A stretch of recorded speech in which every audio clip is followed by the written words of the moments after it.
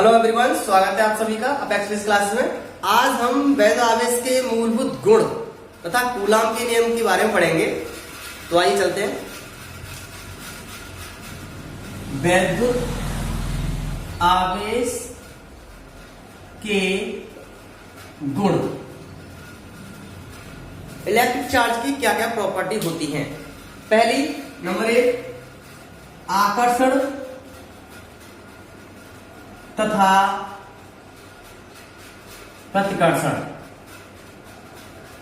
आकर्षण तथा प्रतिकर्षण, सजातीय आवेश यानी प्लस प्लस या माइनस माइनस, सजातीय आवेश एक दूसरे को प्रतिकर्षित करते हैं तथा विजातीय आवेश इन प्लस और माइनस या माइनस प्लस एक दूसरे को आकर्षित करते हैं।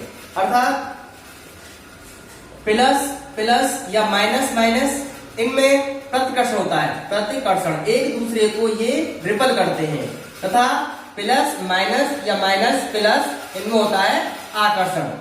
आकर्षण ये एक दूसरे को आकर्षित करते हैं। तो पहला गुण है आवेश का, सजातीय आवेश एक दूसरे को प्रतिकर्षित करते हैं तथा विजातीय आवेश एक दूसरे को आकर्षित करते हैं। दूसरा गुण बात करते हैं। दूसरा गुण सेकंड, आवेश का संरक्षण।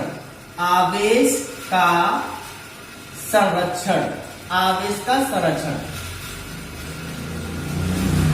जब किन्हीं दो वस्तुओं को आपस में रगड़ा जाता है तो एक वस्तु धनावेशित तथा दूसरी वस्तु ऋणावेशित हो जाती है। अर्थात एक वस्तु पर जितने इलेक्ट्रॉनों की हानि होती है दूसरी वस्तु पर उतने ही इलेक्ट्रॉनों का लाभ होता है। अर्थात आवेश को न तो उत्पन्न किया जा सकता और न ही नष्ट किया जा सकता, केवल उसे एक वस्तु से दूसरी वस्तु पर स्थानांतरित किया जा सकता है। इसे ही आवेश का संरक्षण बोलते हैं। तीसरा है आवेश की योज्यता। आवेश की योज्यता, आवेश की योज्यता क्या होती है? आवेश एक अदिश राशि है, हम सभी जानते हैं आवेश एक अदिश राशि होती है। तो किसी वस्तु पर उपस्थित कुल आवेश, किसी वस्तु पर उपस्थित आवेश उस वस्तु के विभिन्न कणों पर उपस्थित आवेशों के बीजगणितीय योग के बराबर होता है। इसे बोलते हैं आवेश की योज्यता। अर्थात यदि किसी वस्तु पर Q आवेश है तो उस वस्तु के विभिन्न कणों पर उपस्थित आवेश यानी Q1 plus Q2 plus Q3 इनके बीजगणितीय योग के बराबर होता है। यानी किसी वस्तु पर उपस्थित आवेश उसके विभिन्न कणों पर उपस्थित आवेश के बीजगणितीय योग के बराबर होता है। इसे बोलते हैं आवेश की योज्यता। चौथा, आवेश पर वेग का प्रभाव। आवेश पर वेग का प्रभाव, आवेश पर वेग का कोई प्रभाव नहीं पड़ता। आवेश पर वेग का कोई प्रभाव नहीं पड़ता, परंतु आवेश निम्नलिखित क्षेत्र उत्पन्न करता है। परंतु आवेश निम्नलिखित क्षेत्र उत्पन्न करता है। देखिए कैसे उत्पन्न करता है।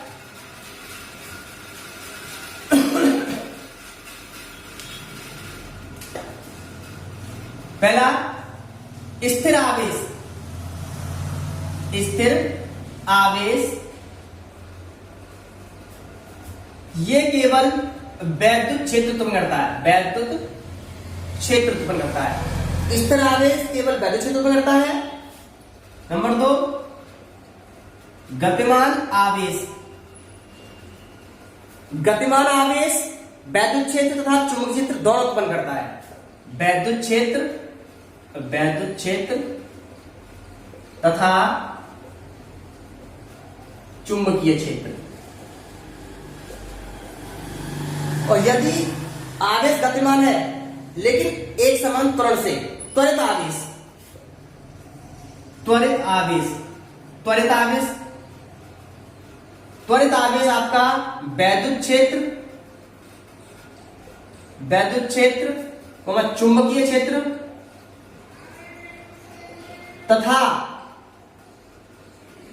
तथा वैद्युत चुंबकीय तरंगें, वैद्युत चुंबकीय तरंगें उत्पन्न करता है। यहां से क्वेश्चन आता है आपका कि स्थिर आवेश कैसे क्षेत्र उत्पन्न करता है?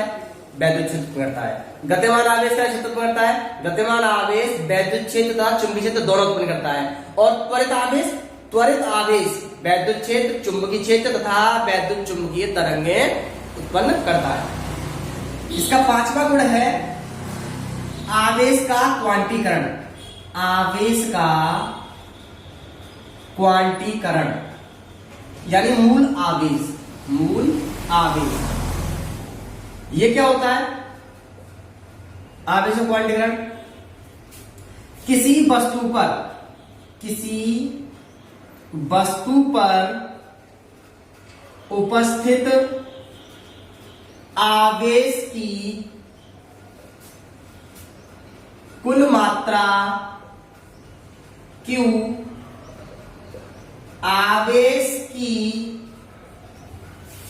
एक न्यूनतम मात्रा स्मॉल ई की पूर्ण गुणज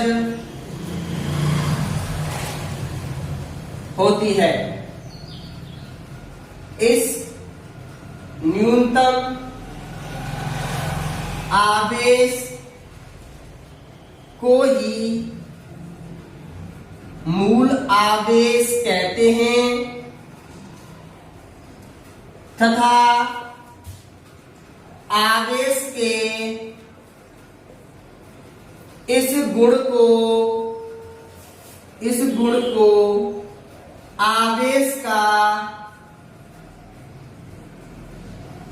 क्वांटीकरण कहते हैं।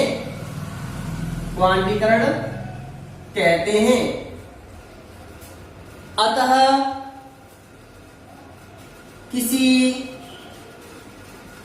वस्तु पर उपस्थित आवेश की मात्रा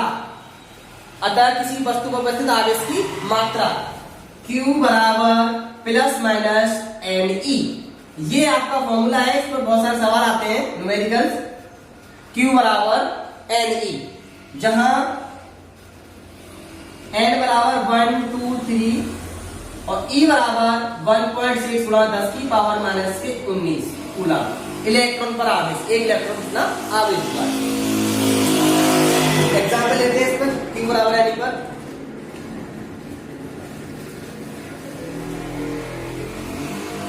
स्क्रीनशॉट ले लें।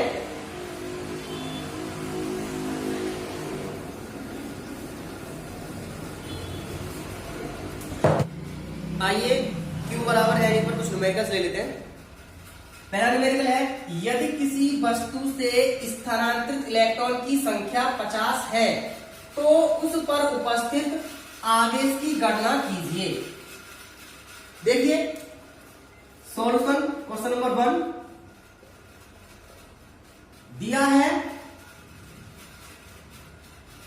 n is equal to 50 electron. यहां n इलेक्ट्रॉन की संख्या होती है। सूत्र क्या होता है? सूत्र Q बराबर एन ई से यहां से मुझे आवेश की गणना करनी है, Q निकालना है।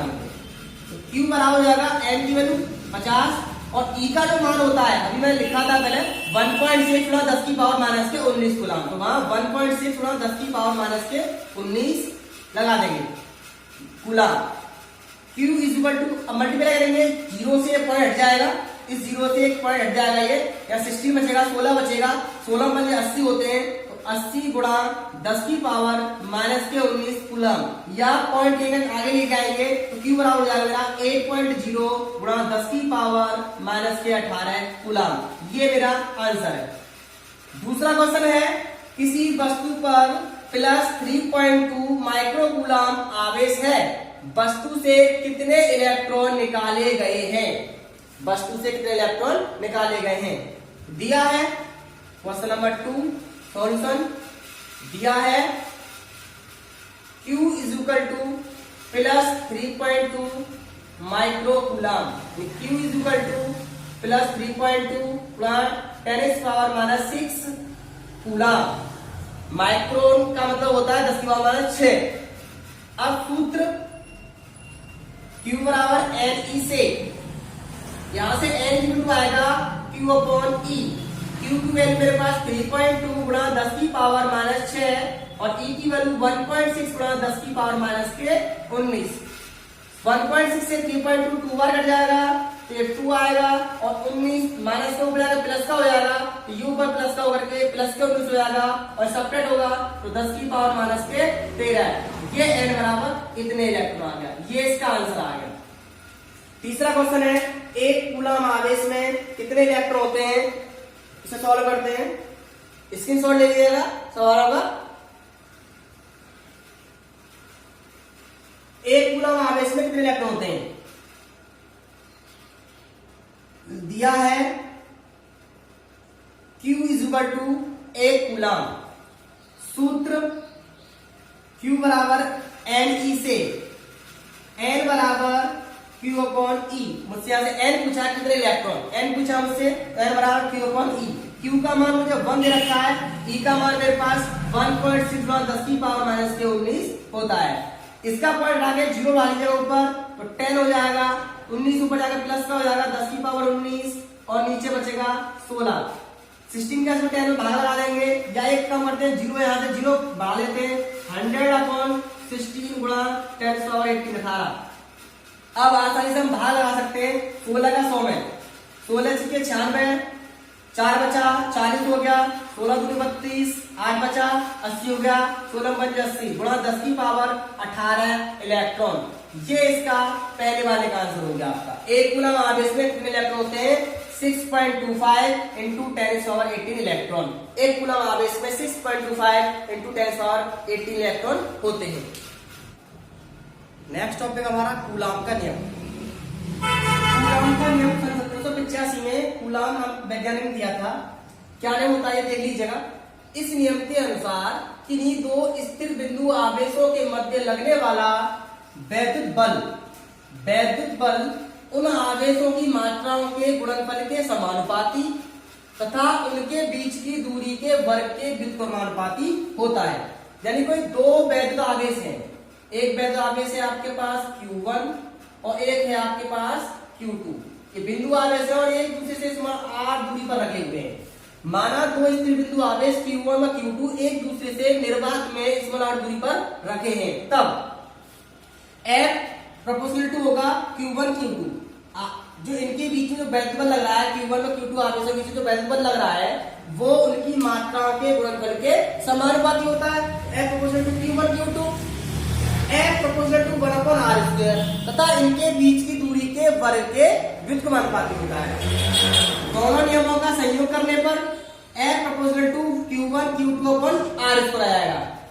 इस समानुपाती चिन्ह को हटाने के लिए कांस्टेंट की आवश्यकता होती है, उसके लिए यहाँ 1/4πε0 लिया जाता है। F बराबर 1/4πε0 Q1 Q2/r² न्यूटन, जहां 1/4πε0 एक नियतांक है जिसमें ε0 भी एक नया नियतांक है। ये ε0 भी एक नया नियतांक है जिसे निर्वात की वैद्युशीलता कहते हैं, जिसे हम निर्वात की वैद्युशीलता कहते हैं।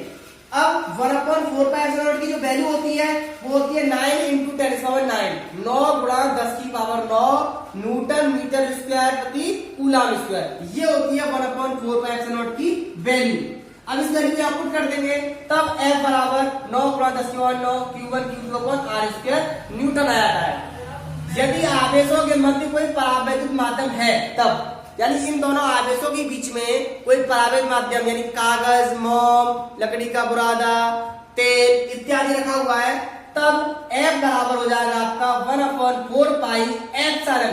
अब ε0 की जगह ε हो जाएगा Q1 Q2/r² न्यूटन।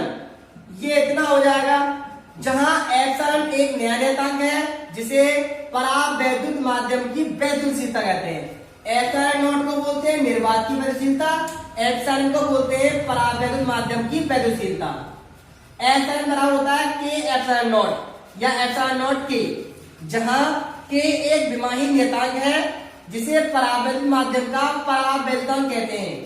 परावैद्युत और परावैद्युतांक की परिभाषा में अगले लेक्चर में दूंगा, आपको अच्छे से पढ़ाऊंगा। जहां की एक विमाहीन नियतांक है जिसे परावैद्युत माध्यम का परावैद्युतांक कहते हैं। अतः F बराबर क्या हो जाएगा, यहाँ हम एप्सिलॉन की वैल्यू रख देंगे तो F बराबर हो जाएगा 1/4πε0 K into Q1 Q2/r² Newton. ये इतना हो जाएगा आपका न्यूटन। आगे बाह्य निर्वात के लिए के की वैल्यू हमेशा 1 होती है, बाह्य निर्वात के लिए के की वैल्यू 1 होती है। तो F इक्वल टू जाएगा आपका 1/4 pi epsilon not into Q1 Q2 upon R square, या F बराबर 9 गुणा 10⁻⁹ Q1 Q2 upon R square. यही कूलाम का नियम है, यही कूलाम का नियम है, यही कूलाम का नियम है। धन्यवाद।